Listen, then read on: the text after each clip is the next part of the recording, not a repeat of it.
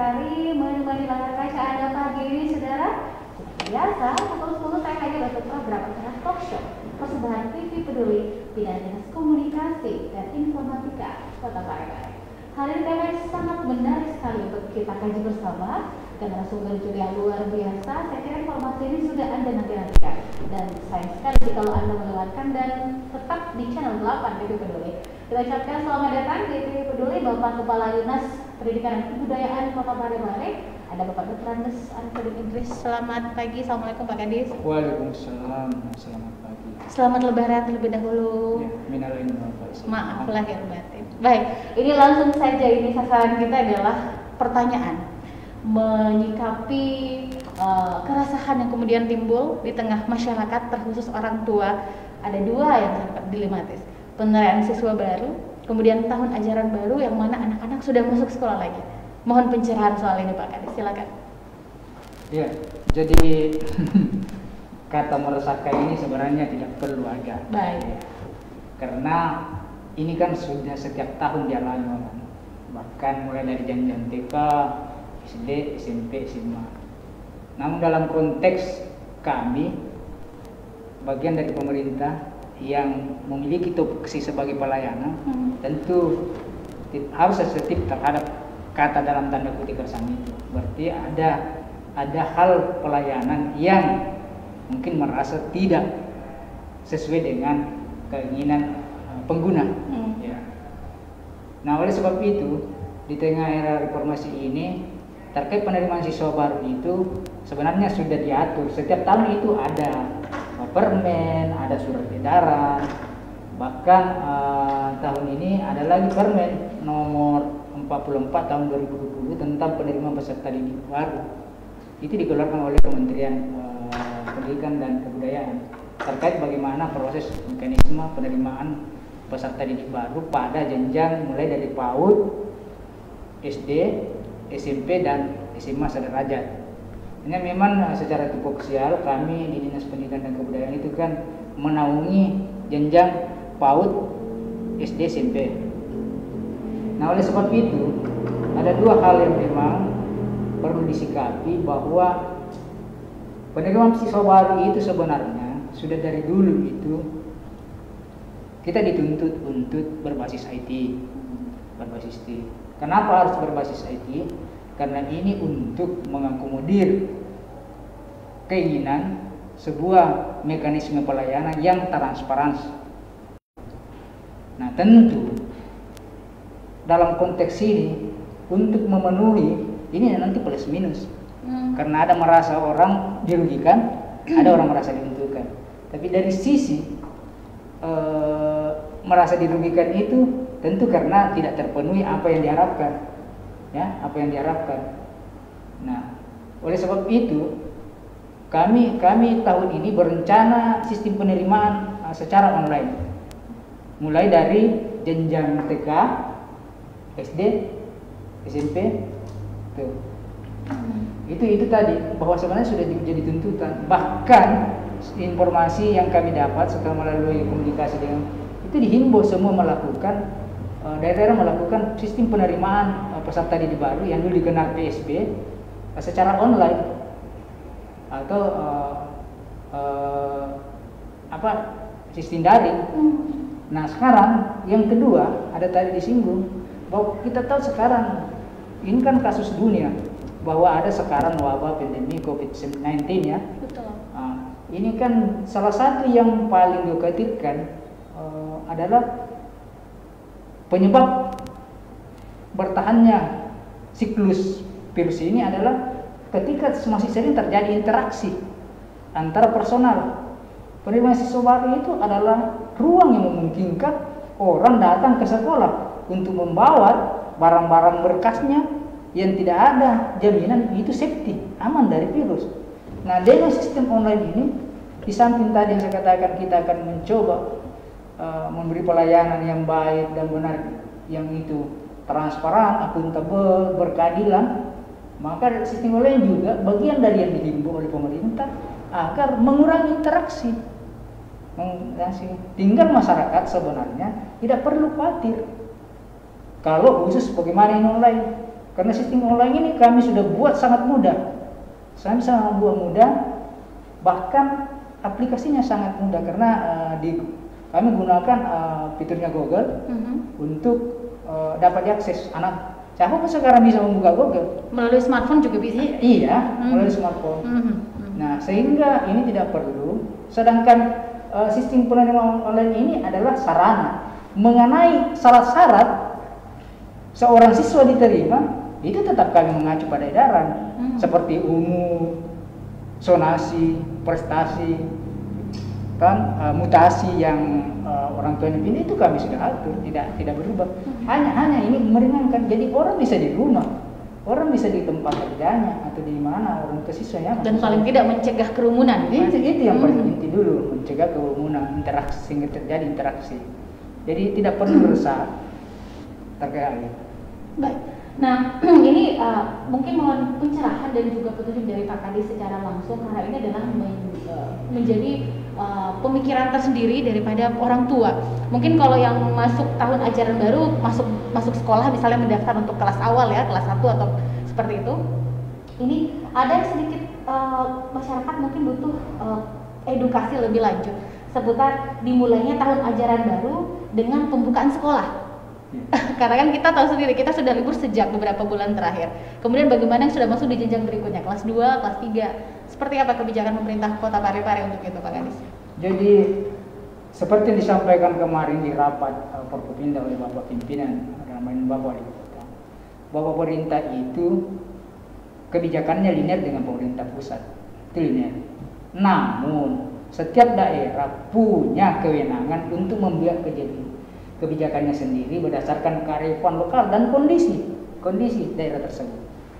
Nah, jadi saya tidak dalam konteks mengatakan apakah sekolah nanti awal tahun pelajaran di bulan Juli atau tidak, walaupun himbauan misalnya, itu nanti di kewenangannya Bapak Pimpinan, itu yang berhak menjawab, tentu melalui pertimbangan-pertimbangan. Namun kami sebenarnya diberi tugas untuk segera membuat suatu standar prosedural operasional SOP. Bagaimana jika benar anak-anak bersekolah, apa langkah-langkah yang preventif? Seperti misalnya contoh anak-anak pakai masker, mengemban wacana akan dibagi 2 shift. Hari ini setengah saja sekolah untuk mengurangi jarak, besok lagi yang lain, sedangkan tidak sekolah tetap proses pembelajaran di rumah secara online. Jadi itu semua meja misalnya dipakaikan pembatas dari plastik tebal atau akrilik, kemudian setiap pulang sekolah anak bangku meja ruang itu disemprot, besok sudah safety lagi. Begitu itu wacana. Tapi saya berpikir tidak perlu semua resah. Pemerintah dalam hal ini Bapak Wali Kota selalu menekankan bahwa dia selalu mengutamakan keselamatan rakyatnya. Ya, itu yang selalu kata-kata yang selalu disampaikan, bahwa apapun yang terjadi, kalau dia bertentangan dengan keselamatan rakyat, pasti beliau tidak mengambil kebijakan untuk itu. Itu prinsip. Jadi saya pikir tidak perlu terlalu dipersoalkan itu. Insya Allah pasti akan ada solusi yang terbaik, karena kita lihat apalagi tren alhamdulillah informasi terakhir kan kita trennya terus berkurang pertambahan itu, tapi saya tidak masuk itu hanya berdasarkan data bahwa selalu berkurang dan insya Allah sudah banyak yang sembuh. Mudah-mudahan bulan-bulan Juli ternyata kita sudah hijau misalnya.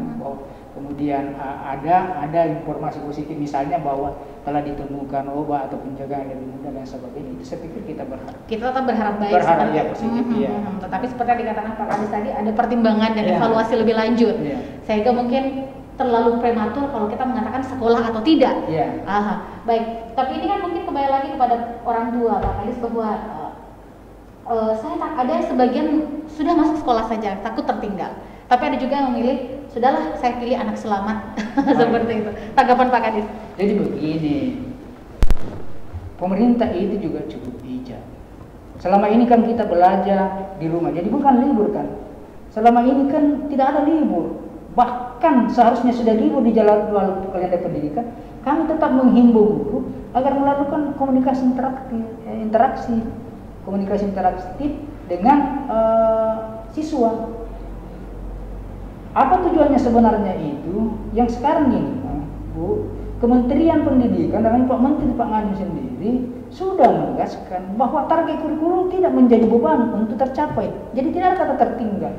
Yang mau dibangun sekarang adalah komunikasi, pembentukan karakter kepada anak sehingga diberi tugas. Apa yang mau diambil di situ? Nilai kepatuhan, nilai tanggung jawab, nilai disiplin. Itu yang mau dibangun. Itu yang mau dibangun. Sehingga kemarin nilai-nilai ulangan itu bukan nilai akademik 100%. Bagaimana anak ini ketika diberi tugas responnya bagus? Bagaimana anak ini selama 1 minggu sampai pertemuan berikutnya lagi tidak meninggalkan daerah ya pare-pare? Itu semua yang karena tujuannya di samping membangun karakter ini memang ada harapan bahwa kita harus memutus mata rantai corona ini. Jadi tidak ada kata tertinggal. Toh kalau misalnya bulan Juli nanti tahun pelajaran baru dimulai. Sekarang kan minggu tidak efektif. Karena seharusnya minggu depan itu sudah semester dan pengelolaan nilai. Betul. 16 Juni itu kan sudah penerimaan rapor seharusnya akhir minggu kedua. Sekarang ini kan tidak ada lagi yang proses minggu tidak pembelajaran. karena semua materi sudah selesai dianggap selesai ya materi dalam konteks melalui pembelajaran. Nah itu kan tidak ada libur. Bahkan nanti selesai ini setelah penerimaan rapor tetap dibangun komunikasi wajib anak-anak dibangun komunikasi. Tujuannya mereka tetap diketahui bahwa dia tidak meninggalkan kota Parepare selama ada instruksi untuk tidak banyak berpergian kan. Kita saja ASN kan dilarang meninggalkan daerah sekarang. Terpending semua program-program yang harus keluar daerah kecuali hal tertentu yang mendapat persetujuan dari pimpinan. Seperti misalnya mau berobat atau orang tua kena musibah di daerah, kita tetap melalui proses tahapan protokol kesehatan itu yang harus dipenuhi. Jadi saya pikir tidak perlu terlalu khawatir. Kekhawatiran itu wajar, kayaknya wajar. Siapa sih yang mau anaknya sakit? Iya, tapi jangan berlebihan sehingga menutup kita bahwa ada rasionalisasi di sini. Katakan bahwa saya tidak mungkin akan menyebabkan rakyat saya korban virus ini, sehingga semua harus jelas protap-protapnya. Dan ada yang masuk bahwa saya tidak masalah Pak Kadis, anak saya masuk sekolah asalkan protokol jaga jarak aman bisa dijalankan. Seperti itu maksudnya. Iya. Salah satu memang yang itu kan sekarang ada kebijakan nanti pimpinan bahwa kita akan misalnya dalam kelas 28 SD. Itu 14 saja yang masuk hari ini. Yang 14 di rumah itu mengikuti pembelajaran secara online. Kalau misalnya toh ada kasusistik ada anak yang tidak memiliki kemampuan IT kan hampir rata-rata tapi kondisi ekonomi misalnya HP-nya saja HP biasa yang bukan smart ya atau Android bisa guru melakukan metode pembelajaran dia secara manual. Bahkan yang tidak ada HP itu pasti ada solusinya. Bantuan bagaimana tugas diberikan nanti hari berikut dia bawa atau juga memang tugas sebelumnya. Semua ada metode. Intinya kan guru wajib. Nah sekarang yang menjadi persoalan ada tantangan guru untuk berinovasi, menemukan metode pembelajaran yang semua membuat siswa terlayani. Itu yang perlu. Jadi mereka harus. Bahkan nanti itu, insya Allah kalau misalnya memang kita harus sekolah, itu seperti kantin tidak ada. Jadi anak-anak bisa masuk jam 8 harus sarapan pagi misalnya. Saya bawa makanan ringan yang tidak boleh berpadu, kita atur. Guru harus memantau terus. Ketika guru misalnya sesuatu yang mendesak mau ke toilet baru, harus ada siap guru pengganti mengontrol anak. Di dalam ruangan anak-anak bermain, bukan bermain dalam konteks berkeliaran. Mungkin setelah 10 menit setelah pembelajaran, kemudian mereka melakukan resmi gerakan-gerakan yang tidak menimbulkan interaksi berkontak. Dan itulah sebenarnya pemodelan yang rencananya akan dilakukan. Iya, itu seperti itu semua. Pulang pun akan kita atur. Misalnya setengah dari anak-anak ini sebuah sekolah, ketika dia mau pulang, itu tidak mesti bunyi langsung pulang. Pimpinan mengatakan mesti ada model bahwa kelas 1 yang di sini dulu ini yang keluar. Jadi butuh waktu mungkin 1 jam baru selesai habis jatuh sistem penjemputannya. Jadi memang agak-agak memang kita kerja ekstra, tapi tujuannya ya insyaallah akan anak-anak yang masuk harus diukur suhu tubuhnya. Sebelum masuk ruangan, setiap kelas kita harus siapkan cuci tangan yang air yang mengalir dengan sabun. Itu salah satunya. Tapi ini baru wacana ya, baru wacana seperti itu yang kemarin untuk nanti bisa diterapkan setelah semua stakeholder dimasukkan dan mendapat persetujuan dari pimpinan, tentu melalui kajian-kajian. Jadi perlu kajian-kajian demi protap ini bisa berjalan dengan baik. Baik, nah sebelum kita jeda ini sebuah pertanyaan yang penting untuk kami sampaikan dan mohon nanti penjelasan dari Pak Kadis seperti apa. Karena ini berkaitan dengan sekolah atau tidak atau kembalinya anak-anak kita ke bangku pembelajaran di tahun ajaran baru nanti. Ini kita melihat data secara keseluruhan di tanah air, kurang lebih 97.000 orang telah menandatangani petisi daring untuk mendesak penundaan masuk sekolah selama pandemi. Tanggapan Pak Kadis secara pribadi? Saya tidak masuk di situ. Saya tidak bisa masuk terkait petisi. Baik. Saya masuk di kebijakan pimpinan. Baik. Pimpinan sekali lagi mengatakan bahwa saya tidak mungkin mencanakan. Jadi itu kan pasti pro kontra. Ikatan Dokter Anak Indonesia juga pro kontra. Lembaga perlindungan pasti pro kontra. Tapi saya berpikir semua ini kan kewenangan daerah. Tentu pimpinan juga tidak mungkin melakukan kalau itu berisiko atau sebaliknya. Sudah aman masih dipaksakan untuk tidak dilakukan. Jadi saya tidak dalam konteks pare-pare siapa atau mau melakukan atau tidak. Kita tunggu dulu perkembangan dan itu tentu melalui proses-proses kajian yang menjadi kebijakan daerah. Daerah lain saja bisa tidak jalan, kami jalan atau sebaliknya. Dari lain bisa jalan, kami tidak karena ada pertimbangan-pertimbangan. Jadi seperti yang sekali lagi tadi saya bilang bahwa kebijakan daerah itu linear dengan kebijakan pusat. Tapi dalam hal tertentu daerah diberi kewenangan di otonomi untuk membuat kebijakan yang berorientasi bagaimana menyelamatkan warganya, mensejahterakan masyarakatnya, mengamankan warganya. Saya pikir itu. Jadi intinya adalah bagaimana kemudian metode belajar ini tergantung perkembangan dan situasi kondisi daerah masing-masing. Seperti yang dijelaskan Pak Kadis barusan. Iya betul. Dengan didukung oleh SOP yang kuat. SOP kami ini yang sementara akan kami lakukan lagi pertemuan dengan secara virtual dengan Dewan Pendidikan untuk memberi masukan. Petunjuk Pak Wali dihubungi sama stakeholder agar masukannya lebih bagus. Setelah itu dikelola Dewan baru difinalkan, baru disosialisasikan. Tentu dalam perjalanannya pasti ada pro kontra, tapi itu adalah sesuatu yang wajar bahwa pro kontra itu adalah kemampuan kita nanti menjelaskan kepada yang kontra bahwa begini, memberi jaminan kepada masyarakat yang kontra itu untuk menerima bahwa begini ternyata produk yang kami buat ini memang sudah memenuhi standar kesehatan. Baik, kita jeda dulu Pak Kadis. Saudara, saya masih menantikan pertanyaan tanggapan Anda seputar tema hari ini, mekanisme penerimaan siswa baru secara online, yang mana juga mungkin muncul mengemuka soal tahun ajaran baru di tengah pandemi. Saya masih akan segera kembali tetaplah bersama kami.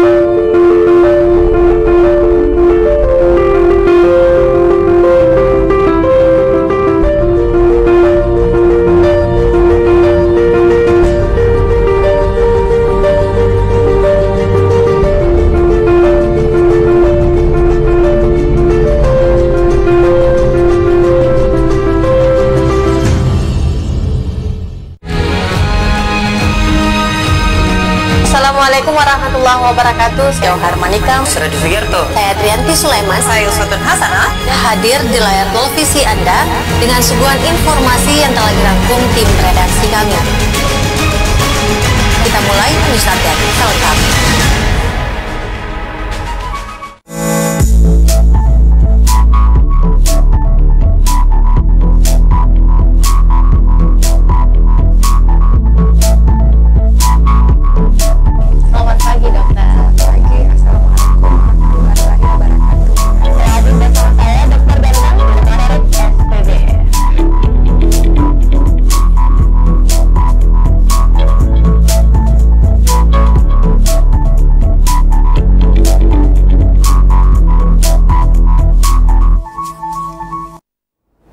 Baik, saudara, Anda masih bersama kami di talk show Drama PDC hari ini bersama Kepala Dinas Pendidikan dan Kebudayaan Kota Parepare. Kembali kita menanyakan pertanyaan Anda, saudara, via fanpage Facebook TV Peduli seputar mekanisme penerimaan siswa baru secara online. Ada yang tambahkan Pak Kadis, silakan. Ya, jadi terkait dengan penerimaan siswa baru, saya kira masyarakat tidak perlu terkesan dengan sistem. Saya berpikir bahwa pasti ada kasus-kasus nanti kejadian. Misalnya mereka tidak mampu masuk, kami akan fasilitasi secara manual. Dalam konteks misalnya mereka setelah batas akhir, karena rencana kami itu akan buka untuk TK itu tanggal, jadi ada di sini bahwa kami TK itu nanti tanggal 11 Juli. Ya. Sedangkan untuk SD itu 22 sampai 27 Juli, SMP itu 22 sampai 30 Juli pembukaan. Dan semua ada linknya. Jadi ini nanti kami sosialisasikan dari mulai besok, termasuk nanti kami akan coba berkomunikasi dengan TV Peduli agar bisa apa istilahnya, bisa mensosialisasikan, membantu kami menyebarluaskan informasi tersebut. Informasi tersebut. Ini perlu. Jadi kami butuh waktu 2 minggu. Jadi kalau besok mulai atau lusa, mungkin sampai tanggal 22 itu kurang lebih 2 minggu, 20 hari ya, kurang lebih 20 hari. Itu yang perlu. Yang kedua, kami akan nanti memberi juga hotline untuk semacam kotak pengaduan agar masyarakat yang mengalami kendala dapat melakukan komunikasi dengan kami untuk kami bantu. Mungkin secara manual kami bantu, tapi interaksi dengan mereka-mereka yang punya kasus stik ini sudah berkurang. Ya, sudah berkurang. Hanya sekian persen, ya. Apakah kendala memang karena faktor X dalam teman-teman, karena ekonomi, mereka tidak punya Android, smartphone atau lain sebagainya yang tidak mampu mengakses internet, sehingga secara manual kami fasilitasi. Tapi tetap kami yang daftarkan. Prosesnya seperti apa? Mungkin masyarakat juga bagaimana modelnya Pak Kadis? Ya, ini yang kami mau coba cari, nanti akan tersesikan. Misalnya mereka menelpon kami. Ya itu ada hotline semacam kotak pengaduan, karena mungkin kami lakukan penjemputan. Penjemputan misalnya itu. Jadi tidak perlu lagi orang tua ke sekolah. Iya, contoh. Atau mereka yang datang, tapi mau pesuruh bisa ke kantor dinas. Tapi ini kan hanya sekian persen. Tentu kami juga tahu bahwa ini memang layak dilayani atau tidak. Jangan sampai hanya dan sebagainya. Yang jelas tujuan kami adalah semua nanti data siswa yang mendaftar akan tertampung di database kami. Jadi tidak ada lagi istilah siluman. Kan yang menjadi persoalan dulu, sering menjadi persoalan, ada anak-anak yang tidak mendaftar suatu sekolah, setelah dalam perjalanannya ternyata dia bersekolah di tiba-tiba muncul. Itu kan menghindari semua. Jadi masyarakat bisa, oh si A ini memang, karena nanti anak-anak juga punya pilihan. Ada pilihan misalnya 2 sekolah negeri, 1 sekolah swasta pilihannya. Silakan. Kemudian ada juga sistem yang mengacaknya berdasarkan. Jadi kalau tidak masuk lolos di pilihan A, pilihan B. Itu untuk SMP. Sedangkan untuk SD, karena kondisi belum optimal karena masih tahapan pertama ini, kami tetap hanya punya link untuk menampung semua yang mendaftar di sekolah A misalnya, di sekolah B dan seterusnya. Itu nanti kami serahkan datanya ke sekolah. Atau sekolah sendiri yang bisa mengakses, ambil itu data, dia yang melakukan seleksi. Silahkan. Nah setelah itu dilapor ke kami bahwa ini yang kami terima. Selesai. Ya, jadi saya pikir tidak ada masalah, hampir sama dengan penerimaan lalu. Cuma ini lebih mudah karena tidak perlu lagi ada pergerakan, ada interaksi. Kemudian toh saya bilang pasti ada kasus-kasus kami siapkan nanti layanan pengaduan untuk kami bantu. Jadi saya pikir tidak ada masalah. Intinya tidak ada anak-anak tidak bersekolah kalau memang memenuhi syarat-syarat. Pengertian memenuhi syarat-syarat, ya syarat administrasi, sudah punya tanda kelulusan, memiliki nilai-nilai, memenuhi syarat yang sesuai syarat-syarat. Yang susah memang dari sisi prestasi tidak ada, kemudian dari sisi zonasi tidak ada. Lalu dia nanti mau sekolah di sekolah tertentu. Terutama sekolah unggulan ya. Iya kata. Padahal mesti dipahami, di pare-pare itu kebijakan pimpinan kan selama beliau memimpin wali kota kan. Standar sarana kita sudah memenuhi sama, guru-guru kita semuanya dan hampir merata ya. Iya, hampir merata. Bukti-bukti kalau ada lomba-lomba kemarin juara matematika dari yang boleh dalam tanda kutip dikatakan pinggiran seperti SMP 11, ternyata SMP 6 berhasil masuk tingkat nasional misalnya. Ini menandakan bahwa sudah terjadi persebaran. Hanya image masyarakat, ya mohon maaf dalam tanda kutip, nanti dia mau sekolah kalau di SMP 2, SMP 1. Ya memang tentu banyak ada juga yang berprestasi. Ini kan juga memang tantangan ke depan sekolah. Sebenarnya persoalannya guru dan guru dan sarana itu boleh dianggap sudah memenuhi standar. Sekarang tinggal manajemen kepala sekolah mampu membuat suatu nilai jual, mampu dia memanage sekolahnya, punya visi, apa yang menjadi spesifik di sekolah itu yang dia harus angkat sehingga mereka punya nama. Ini kan menjadi persoalan. Mau maaf, ada juga memang sekolah mengeluh kurang jumlah siswa saya. Lucunya di sebelahnya hanya berapa meter ada sekolah membeludak, posisi sama, kondisi sekolah sama, guru sama. Berarti mesti dia bertanya kepada dirinya, kok di sana hanya 200 meter dari sekolah saya membeludak, saya tidak. Ini yang perlu dipicu oleh kepala sekolah. Inovasi. Mereka harus punya sesuatu yang membuat mereka menjual nama sekolah itu dengan prestasi. Baik, nah ini Pak Kadis mohon izin bisa sampaikan juga apa yang telah sampai kepada kami bahwa ini muncul di permukaan. Orang tua terkhusus mengatakan anak saya ini cerdas, pintar, bisa dikatakan cemerlang anaknya. Tapi karena zonasi, dia harus bersekolah di salah satu sekolah yang mungkin dianggapnya, mindsetnya bahwa wah anak saya tidak berkembang dengan baik.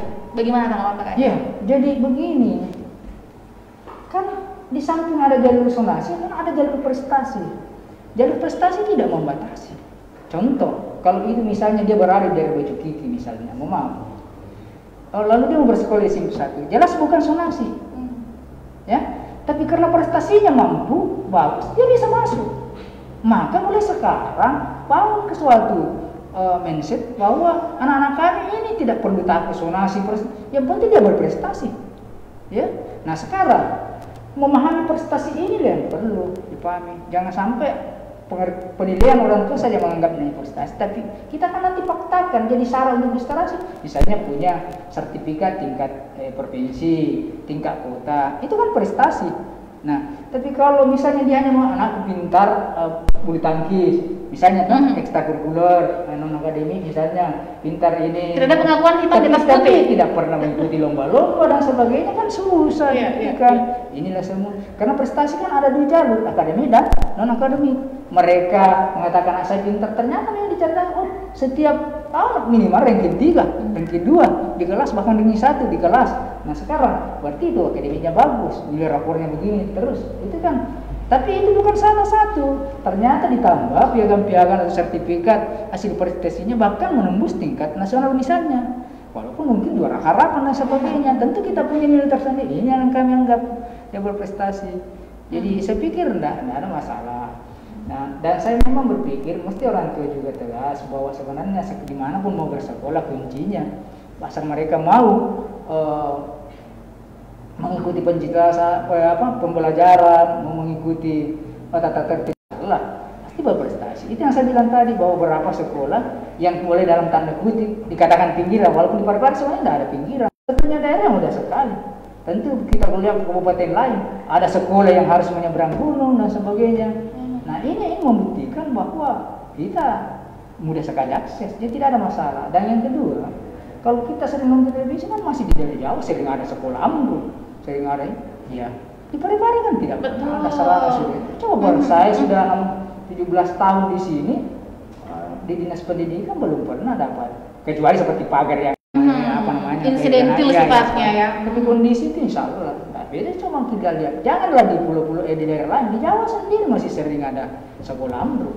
Nah ini di Parepare tidak ada, jadi kondisi sangat persatan. Tinggal memang kemampuan manajerial dari kepala sekolah untuk mencoba membangun sekolah itu harus selalu berpikir apa yang perlu dilakukan sehingga orang tertarik, tidak menyepelekan sekolah tersebut. Saya pikir itu ya. Baik, ini semoga terjawab apa yang menjadi pertanyaan oleh pemirsa di rumah. Sudah dijabarkan tadi oleh Pak Kadis Pendidikan seputar itu, dan tidak ada lagi istilah sekarang pilih-pilih sekolah karena semuanya merata, tersebar secara universal pula. Apalagi kualitas guru kita juga semakin hari semakin meningkat dari kualifikasi pendidikan seperti itu Pak Kadis. Sebelum kita jeda, ada yang ingin disampaikan seputar itu dari kualitas tenaga pendidik dan tenaga pendidikan kita? Kami yakin bahwa memang tentu kualitasnya belum sesempurna yang apa, tapi kami kan dorong terus, apalagi sekarang kami selalu setiap pertemuan selalu menganggap bahwa guru sekarang tidak boleh ada yang tertinggal IT. Ini kan menjadi persoalan karena karena kapan ada guru tertinggal IT, pengetahuan terkait IT pasti dia akan juga ketinggalan metode pembelajaran yang bagus, yang ujung-ujungnya melahirkan kualitas yang tidak bagus. Nah, saya berprediksi begitu, karena kemarin juga waktu uji kompetensi, awal uji kompetensi itu kita tertinggi di Sulawesi Selatan. Betul. OKG kita tertinggi di Sulawesi Selatan tahun 2018 sampai 17 kita tertinggi di Sulawesi Selatan. Apa artinya? Walaupun tertinggi itu belum memenuhi standar ke atas, kita 40 lebih, tapi daerah lain tidak. Nah, sekarang persoalannya potensi inilah yang harus dimanfaatkan oleh kepala sekolah bahwa guru mereka beri ruang guru berkreativitas. Tidak boleh lagi kaku sekarang, tinggal kontrol apa itu yang dilakukan inovasi itu memenuhi standar-standar kurikulum yang sudah digariskan. Saya pikir itu. Baik, jadi tidak ada istilah bahwa semua tidak terlayani. Dengan segala aspek yang telah dijabarkan tadi, jangan khawatir pemirsa di rumah untuk tahun ajaran baru tentang kuantitas dan kualitas sekolah yang ada di Kota Parepare, dan sekedar jadi catatan bersama, pendidikan di Parepare menjadi pilot project untuk kabupaten kota di utara Sulawesi Selatan. Bapak sepakat? Saya sepakat. Baik, kita jeda dulu sekarang, dan kemana-mana, saya masih akan segera kembali.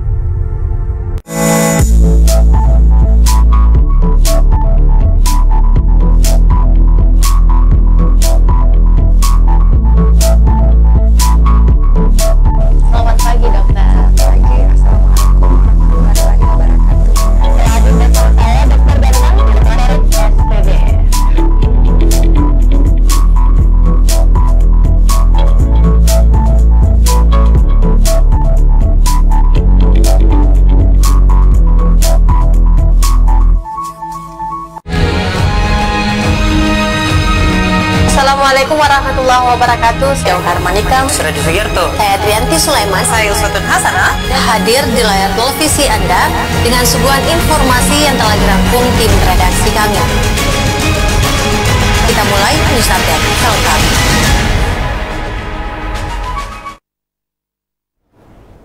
Baik saudara, dan masih bersama kami kita di segmen terakhir. Baik Pak Kadis, identik tahun ajaran baru juga identik dengan kelulusan. Tentunya sebagai orang tua, sebagai penentu kebijakan, dan juga di dinas pendidikan seperti itu, mungkin ada yang disampaikan karena ada yang identik ketika hari kelulusan itu tiba. Silakan. Jadi memang sudah menjadi tradisi kita, setiap lulus itu biasanya ada acara-acara semacam euforia, konvoy, ya, dalam bentuk konvoy. Nah, sekarang kan kita harus sadari, jadi semua stakeholder, semua komponen harus sadar. Siswa, orang tua, guru, kepala sekolah, pihak dinas pendidikan, SKPD terkait dan sebagainya itu menyadari bahwa sekarang kan ada kasus pandemi COVID-19 ini kan, kasus dunia, yang juga mengenai di kota Parepare kita tercinta ini. Jadi saya berpikir, saya himbau, tolonglah orang tua pertama yang mengingatkan putra putrinya yang kebetulan karena tanggal 5 kalau tidak salah itu kalau tidak kehilangan SMP ya? SMP akan sudah menerima tanda kelulusannya, tanda kelulusannya. Ini tidak perlu lagi datang ke sekolah. Kemudian guru juga tidak perlu mencoba untuk mendatangkan sekolah memberi tanda kelulusan itu dan sebagainya. Diaturlah sedemikian rupa supaya apa yang terjadi interaksi tidak ada bersentuhan dan tidak ada interaksi berdekatan. Jadi semua secara virtual atau menggunakan itu untuk informasi-informasi itu. Kenapa? Ada kekhawatiran kami selama ini melalui kebijakan Bapak Wali Kota kita sangat ketat. Kita disuruh kerja ekstra. melakukan pemantauan, melakukan himbauan kepada warga pendidikan untuk mengurangi interaksi agar memutus mata rantai. Dan hasilnya alhamdulillah beberapa hari ini tidak ada pertambahan. Dulu kita kaget karena seiring setiap 2 hari ada lagi pertambahan 1, 2 ada klaster baru dan sebagainya. Sekarang ini mudah-mudahan terus tidak ada pertambahan lagi. Ini artinya kerja-kerja orang-orang yang terlibat secara langsung yang di tim gugus COVID-19 ini, pencegahan gugus. Kemudian saya juga mengingatkan bahwa tolong kasihani teman-teman kita yang berjuang di rumah sakit. Mereka tidak butuh kedatangan Anda sebagai penderita COVID kan. Mereka cukuplah mereka beberapa bulan ini mereka bekerja secara ekstra untuk menyelamatkan saudara-saudara kita. Janganlah kita menanggung bebannya, sehingga tolong diperlukan kesadaran memang agar tidak ada interaksi-interaksi yang menyebabkan mata rantai COVID-19 ini tersambung lagi, sehingga tentu kami sangat larang keras, bukan lagi larang keras. Kalau perlu ada sanksi kalau masih ada yang komplain. Seandainya pasti ada sanksi yang berlaku. Kalau kami, contoh kami PNS, misalnya kami PNS itu kalau misalnya kedapatan pulang dan sebagainya menjadi bisa saja turun pangkat, bahkan kemarin sudah mengingkari janji korpri misalnya yang harus setia dan taat kepada undang-undang. Iya, itu kan taat kepada pemerintah, mengamankan semua kebijakan-kebijakan yang Nah, kalau perlu batalkan kelulusan misalnya yang sikap radikal itu, kalau misalnya itu seperti itu semua, karena memang kita perlu ketegasan. Jadi jangan lagi nanti pemerintah dianggap berbuat tidak, padahal sebenarnya tujuannya menyelamatkan orang lain, bukan diri Anda kita saja, orang lain pun perlu diselamatkan. Bayangkan kalau bertambah terus teman-teman kita, saudara-saudara kita, tenaga medis yang bekerja sama, teman-teman kita dari Dinas Perhubungan sampai PBB setiap selalu melakukan ini. Hargai mereka kita juga. Nah, tentu memang ada beban di kami di Dinas Pendidikan, tapi ini juga sebuah tantangan. Kami tidak boleh ini. Jumlah personel kami kan sekitar 2.000 lebih guru. Siswa kami itu hampir 20.000. Iya, 18.000 lebih. Ini secara personal jumlahnya banyak. Kontrolinya juga. Maka kalau tidak atas kesadaran kita bersama menyikapi persoalan ini, tentu pemerintah akan sia-sia melakukan. Sudah selesai di sana, muncul lagi persoalan baru. Nah, jadi saya sekali lagi sampaikan bahwa tolong para siswa, para orang tua melarang anaknya untuk pergi lagi ke sekolah untuk melakukan tindakan-tindakan yang berkomunikasi terkait dengan tadi ini.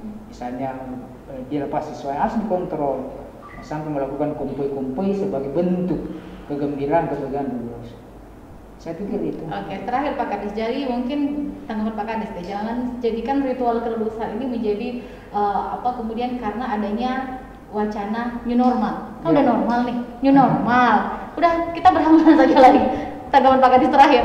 Jadi penerapan new normal kan belum ada untuk Kota Parepare. Kita masih dalam kondisi siap siaga. Toh kalau ada new normal itu secara bertahap. Mungkin ada sektor tertentu dulu secara bertahap sudah siap. Contoh kemarin dibahas bagaimana kesiapan masjid misalnya untuk melakukan ibadah Jumat misalnya. Itu harus disiapkan protapnya, SOP-nya, standar-standar kesehatannya apa. Jadi tentu tidak bersamaan. Warung-warung yang dibuka kembali bagaimana modelnya dan sebagainya. Saya pikir itu secara bertahap. Nah, sekolah pun juga begitu. Nah, sekarang kita belum berada di lingkungan sekolah, tetap dalam konteks harus waspada. Yang sampai gelombang kedua terjadi. Ini kan dikhawatirkan. Kurvanya tiba-tiba meningkat drastis. Ya, banyak faktor kan. Setelah dilonggarkan ternyata pakai masker, tidak jaga jarak, tidak melakukan cuci tangan. Ya, cuci tangan. Ya, pokoknya semua menjadi standar kesehatan pola hidup bersih yang dipersyaratkan dia tidak lakukan. Sehingga risikonya. Nah, kita kembali mulai dari nol. Ini kan dikhawatirkan. Kalau kita kembali mulai dari nol, itu yang saya bilang tadi, kasihan teman-teman saudara-saudara kita yang bekerja di tim medis, Dinas Perhubungan setiap hari di perbatasan harus mengantisipasi, mendeteksi teman-teman kita yang di Satpol PP yang turun. Bahkan SKPD kan juga membeli angkutan, melakukan pemantauan, melaporkan ke pimpinan melalui COVID-19 bahwa ada hal-hal yang berisiko di sini kita laporkan. Nah, ini semua kita tidak inginkan kalau terjadi, kita mulai dari nol. Baik. Ada lagi Pak Kadis yang disampaikan sebelum kita berpisah dengan episode biasa seputar mekanisme penerima mahasiswa baru? Ya, Ada catatan? saya mungkin tetap kembali mengclosing pertemuan ini dengan tetap meyakinkan bahwa insya Allah konsep kita ini adalah suatu tuntutan, bahwa semua pelayanan berbasis itu adalah sesuatu yang menjadi tuntutan. Itu yang perlu. Mau tidak mau kita akan berhadapkan pada persoalan ini. Jadi jangan kaku dan jangan ragu. Yang kedua,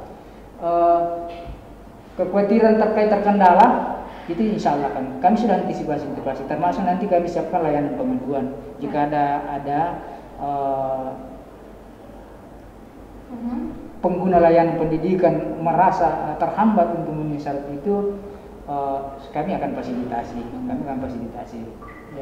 ya. Dan yang ketiga, saya berharap message yang mengatakan bahwa sekolah anak saya nanti pintar kalau berada di sekolah itu tidak benar. Kami mungkin tidak beberapa fakta yang membantah hal tersebut, yang seperti tadi bahwa ternyata tahun lalu kan ada juara bahkan tahun lalu ujian nasional tertinggi kan ada di SMP 11. Betul. Itu contoh, ya. Kita tahu sistem komputer kan tidak ada lagi rekayasa. Tapi kenapa di sana? Artinya kita bertinggi positif bahwa ada sesuatu yang lebih di sana. Tapi kan jadi ini contoh fakta. Kemudian Olimpiade Saif juga dari SMP 6 sudah naik mewakili Parepare tahun lalu. Nah ini semua yang menjadi catatan bahwa sebenarnya tinggal kita bagaimana memperbaiki fasilitas sarana, mau belajar dengan baik dan sebagainya, bimbingan orang tua juga menjadi termasuk lagi sekat antara sekolah negeri dan sekolah swasta. Ya, dari dulu itu sebenarnya. Tapi ini yang saya bilang, manajemen sekolah swasta, mereka juga harus punya manajemen yang kreatif, tidak menunggu. Karena tantangan mereka itu sebenarnya adalah jangan selalu berharap bantuan, tapi bangun diri sendiri untuk kita lihat bahwa beberapa sekolah swasta yang punya manajemen bagus mulai diminati. Sekarang masyarakat kita mulai berubah pilih yang dari gratis. Banyak sekolah swasta yang dibuka sekarang di SD, nilai pembayarannya wah. Tapi ternyata banyak peminatnya. Karena orang membeli sesuatu, dia menemukan sesuatu yang ada harga dan kualitas. Iya, itu yang perlu. Jadi pendidikan memang bukan profit ya, benar profit. Tapi kita tahu ya, sumbernya memang dari situ, sekolah swasta. Nah ini dimanfaatkan di kelola manajemen, hasilnya bagus. Jadi mulai seperti itu yang perlu tolong lakukan revisi manajemen untuk membuat sekolah kita diminati. Baik. Terima kasih Pak Kadis untuk waktunya hari ini, dan semoga pertanyaan pemirsa tadi sudah terjawab dengan apa yang dijabarkan oleh Pak Kadis tadi seputar mekanisme penerimaan siswa baru dengan sistem online yang saya kira bukan hal yang ajaib atau baru lagi sebenarnya, karena ini adalah tuntutan zaman dan kita sebagai smart city tentunya harus membuka peluang itu dengan besar ya. Dan untuk Anda terima kasih sudah berpartisipasi bersama kami dengan mengirimkan pertanyaan ya Bapak Ibu di rumah, dan sebelum kami berpisah tetap jaga jarak, kemudian tetap di rumah saja, kalaupun mungkin harus keluar, besar harapan kami untuk tetap protokol kesehatan tetap dilaksanakan, minimal menggunakan masker dan sering cuci tangan, hindari kerugian medis dan non medis ini berakhir sia-sia kalau misalnya kita tidak menjalankan itu dengan penuh bijaksana. Saya pamit, assalamualaikum warahmatullahi wabarakatuh dan sampai jumpa.